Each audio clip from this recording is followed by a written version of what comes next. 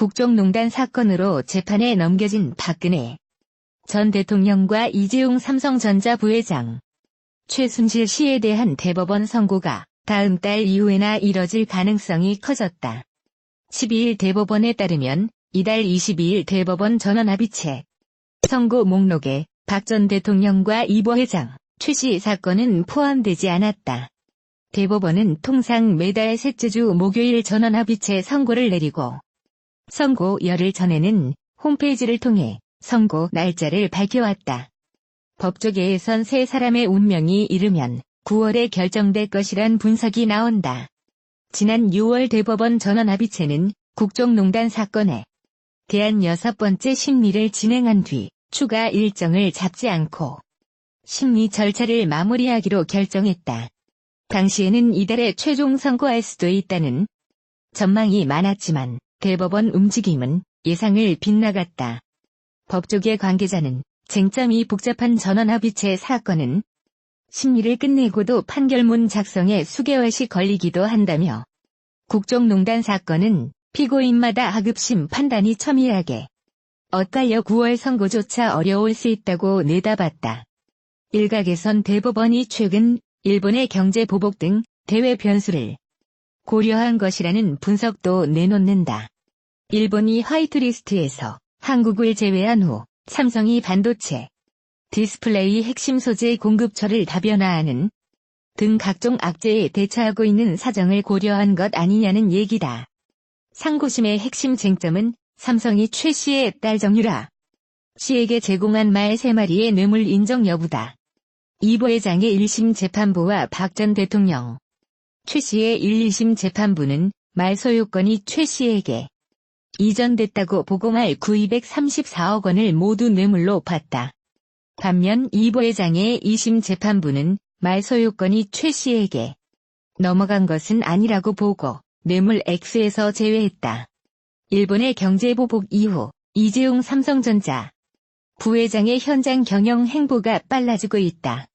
일본의 반도체 소재 수출 규제, 미중 무역 분쟁으로 인한 경기 둔화 등 악재에 맞서 지난 4월 발표한 2030년 시스템 반도체 세계 1위 목표를 달성하기 위해서다. 12일 삼성에 따르면 이 부회장은 반도체 사업 현장을 세심하게 챙기고 있다. 지난 6일 충남 아산 삼성전자 온양 사업장을 방문해 반도체 후 공정 중 패키징 라인을 둘러봤다. 반도체 사업의 끝단인 후 공정 라인부터 시작해 생산의 전 과정을 세심하게 챙기겠다는 의지의 표현이라는 분석이 나왔다. 9일에는 메모리 반도체 생산 라인이 있는 삼성전자 경기 평택 사업장을 찾았다. 평택 1라인은 메모리 반도체를 생산하고 있다. 평택 2라인은 내년 완공될 예정이다. 평택 1라인에는 차세대 디램 미세 공정화를 위한 EUV 라인도 조성하고 있다. 일본 정부가 수출을 규제한 반도체 핵심 소재 중에는 EUV 라인의 필수 소재인 포토레지스트가 포함돼 있다. 최근 일본 포토레지스트 업체 한 곳이 규제 한 달여 만에 한국에 대한 수출 허가를 받았지만 아직까지 긴장의 끈을 놓을 수 없는 상황이다. 이 부회장은 평택 공장을 방문해 일본의 경제 보복에 대해 긴장의 끈을 놓지 않고 적극 대응할 것을 주문한 것으로 알려졌다. 삼성전자는 일본의 수출 규제 이후 적극적으로 신기술 개발 및 양산을 발표하고 있다. 6일에는 6세대 낸드 플래시를 적용한 솔리드 스테이트 드라이브를 세계 최초로 양산한다고 발표했다. 이날도 글로벌 선두주자인 소니를 제치고 1억 800만 화소의 모바일 이미지 센서를 세계 최초로 개발했다는 보도자료를 냈다.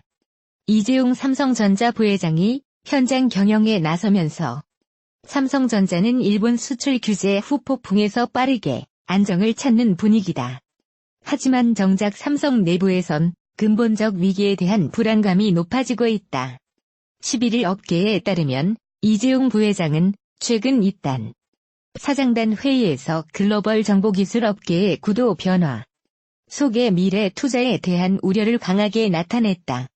일본의 수출 통제 대응책 마련도 중요하지만 자칫 신성장 동력 발굴과 투자에 뒤처질 수 있다는 위기감이 큰 것으로 풀이된다.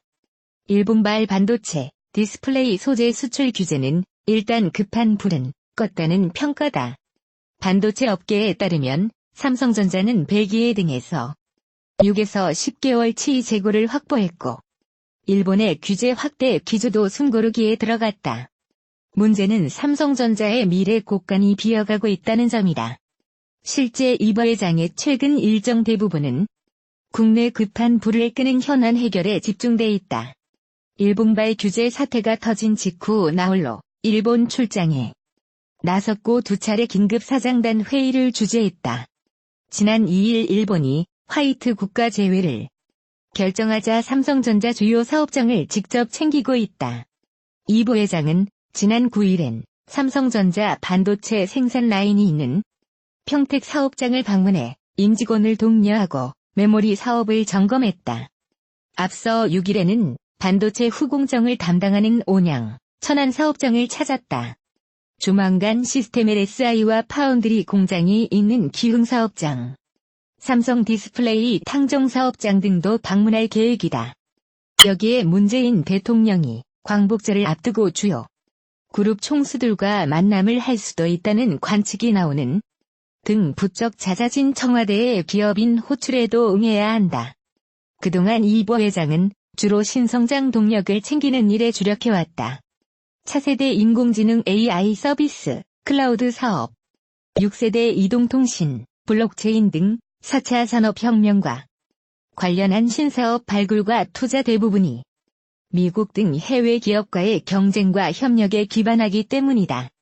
해외 기업과의 굵직한 인수합병, 대규모 투자 등은 기업 수장 대수장 간 톱다운 의사결정이 필요한 것이 현실이다. 하지만 이런 미래 성장 동력 탐색은 산적한 당장의 현안에 우선순위가 밀리고 있다. 이 부회장은 스스로 가장 신경 쓴다고 했던 미국 선밸리 컨퍼런스에도 불참했다. 선밸리 컨퍼런스는 세계의 주요 IT, 금융, 미디어 종사자 200에서 300여 명이 참석하는 비공식 모임으로 이 부회장은 이곳에서 애플의 팀 쿡 최고 경영자, 마크 저커버그 페이스북 CEO 등을 만났다. 하지만 이 부회장은 2016년 국정농단 사건 이후엔 선밸리 컨퍼런스를 찾지 않고 있다. 올해도 지난달 9일 개막한 컨퍼런스 기간이 일본 출장 기간과 겹쳐가지 못했다. 업계 관계자는 과거엔 컨트롤 타워가 국내 현안을 담당했지만 이제 이 부회장이 직접 국내 현안과 해외 일정을 다 챙겨야 하는 상황이라며 일본 수출 규제가 당장 눈앞의 장애물이라면 삼성전자의 성장 동력 발굴에 제동이 걸린 건 보이지 않는 진짜 위기라고 말했다.